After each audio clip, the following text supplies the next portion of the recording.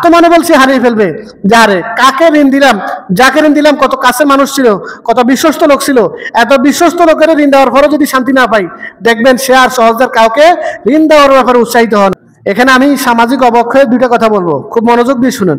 এক নম্বর হলো ঋণ দেওয়া, ঋণ গ্রহণ করা, এটা অত্যন্ত চমৎকার মহৎ একটি কাজ, অনেক বড় সওয়াবের কাজ, এটার আলাদা ফজিলত আছে, এটার মধ্যে কোনো সন্দেহ নেই।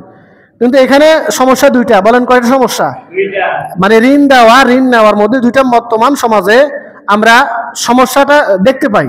তার মধ্যে একটা হলো কি, যে ব্যক্তি ঋণ দেয় আর যে ব্যক্তি ঋণ গ্রহণ করে। এখন যে ব্যক্তি ঋণ গ্রহণ করে সে যদি অসাধু হয়, আর যে ব্যক্তি ঋণ দেয় সে যদি সরল হয়, দেখা গেছে যার কাছ থেকে ঋণটা পাবে নির্দিষ্ট মেয়াদ অনুযায়ী তাকে টাকা দেওয়া হয়েছে। ধরে নিন 20,000 টাকা দেওয়া হয়েছে, সময় নিয়েছে 2 মাস, 2 মাসের জায়গায় 4 মাস, 4 মাসের জায়গায় 6 মাস, 6 মাসের জায়গায় 1 বছর। এরপরও দেখা গেছে যাকে ঋণ দেওয়া হয়েছে তাকে আর খুঁজে পাওয়া যায় না, কল রিসিভ করে না, তার বাড়িতে গিয়ে তাকে খুঁজে পাওয়া যায় না, জুতার তলা পর্যন্ত ক্ষয় হয়ে যায়। যার কাছ থেকে টাকা পাবে নির্দিষ্ট মেয়াদের ওভারঅল ডেট ওভার হয়ে যাওয়ার পরেও তাকে খুঁজে পাওয়া যায় না।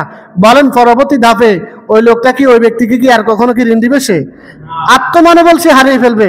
যারে কাকে ঋণ দিলাম, যাকে ঋণ দিলাম কত কাছের মানুষ ছিল, কত বিশ্বস্ত লোক ছিল, এত বিশ্বস্ত লোকের ঋণ দেওয়ার পরও যদি শান্তি না পাই, দেখবেন সে আর সহজে কাউকে ঋণ দেওয়ার ব্যাপারে উৎসাহিত হয় না। যদিও ঋণ দেওয়ার ব্যাপারে রাসূল সাল্লাল্লাহু আলাইহি ওয়াসাল্লামের শ্রেষ্ঠ হাদিস রয়েছে, অনেক বড় ফজিলতপূর্ণ একটা বিষয়। বলেন না সুবহানাল্লাহ। এটা হলো একটা ব্যাধি। 2 নম্বর ব্যাধি, খুব খেয়াল করেন তো, এই জিনিসটা কিন্তু অধিকাংশ সমাজে বিদ্যমান। সেটা কি, একটা লোক খুব বিপদে পড়ছে, বিভিন্ন রকমের সমস্যা আছে। এখন আপনার কাছে গেছে, ভাই টাকা 10,000 দেন, আমার মাটা হাসপাতালে, খুব বেশি টাকার দরকার। এখন আপনি বলতেছেন সাথে সাথে আমার কাছে টাকা নেই, তোমার কোনো ঋণ দেওয়া যাবে না। কথা কি বুঝতেছেন কিনা? পরে আবার যখন বলা হয় ভাই টাকা 10,000 দেন, আপনাকে আমি 1 মাস পরে 12,000 টাকা দিচ্ছি, দেখবেন শুধু এই কথাটা বলা বাকি। এরকম কিছু অসাধু লোক সমাজের মধ্যে আছে, শুধু 10,000 টাকা কেন, বিনিময়ে আপনাকে সাথে সাথে 20,000 টাকা দিতে রাজি আছে। আছে না নাই? তাহলে বুঝা গেল আপনি, আপনার কাছে ঋণ চাইছে, আপনি ঋণ দিতে রাজি না। যখন বলছে বাড়তি 500 টাকা দিব, 1,000 টাকা দিব, 2,000 টাকা বাড়তি দিব, শুধু 1 মাসের সময় দেন, তখন শুধু 10,000 টাকা না, 10,000 টাকার পরিবর্তে আপনি 20,000 টাকা দেওয়ার জন্য আপনি প্রস্তুত। সুদের প্রচলন কিভাবে হয় দেখছেন নি কারবার?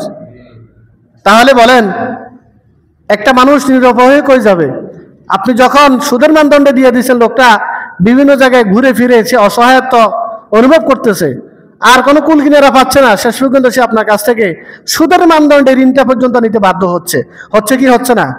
এজন্য ভাইয়েরা আমার, মারাত্মক অবস্থা এমনটা যদি হয়, এই ঋণের নামে আপনি বাড়তি যে টাকাটা গ্রহণ করতেছেন, এটাও আপনাকে সুদের আওতায় আসতে হবে। জোরে বলি নাউজুবিল্লাহ। তাহলে আপনার আমার কি দায়িত্ব? কি খুব খেয়াল করে কাউকে ধৈর্যের সাথে ঋণ দেওয়া দরকার আছে। পক্ষান্তরে যাকে ঋণ দিবেন তাকে একটু ভালো করে বুঝাই বলবেন যে ভাই আমার এই সামান্য অর্থটা আমি আপনাকে দিচ্ছি, আপনার বিপদটা যেন কেটে যায়, আপনি আমাকে যথাসময় অমুক সময় টাকাটা দিবেন। সাক্ষী রূপে টাকাটা দেওয়ার চেষ্টা করবেন, যাতে করে পরবর্তীতে এই টাকার পিছনে আপনাকে খুব বেশি পেরেশানি ভোগ করতে না হয়।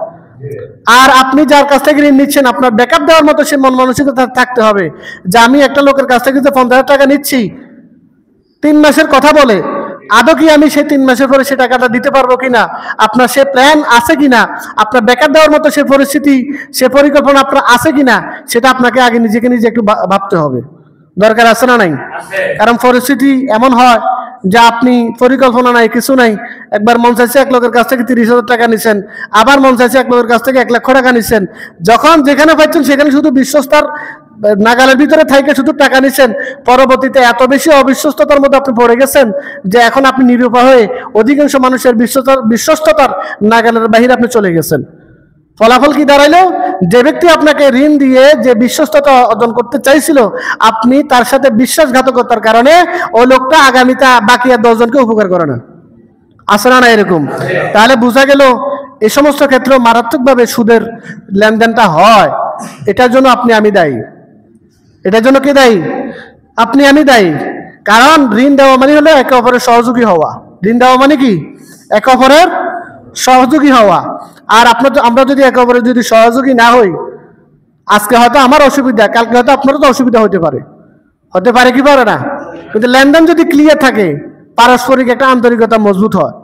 আর যদি লেনদেন যদি ক্লিয়ার না হয়, তখন ক্রমাগতভাবে এটার অভিশাপ পাইতে পাইতে শেষে কিন্তু এটা সুদের মতো মারাত্মক লেভেলে আমরা চলে আসতে বাধ্য হই। জোরে বলি নাউজুবিল্লাহ। আল্লাহ আমাদেরকে পারস্পরিক সহযোগী হিসেবে এগিয়ে আসার তৌফিক দিন বলি, আমিন।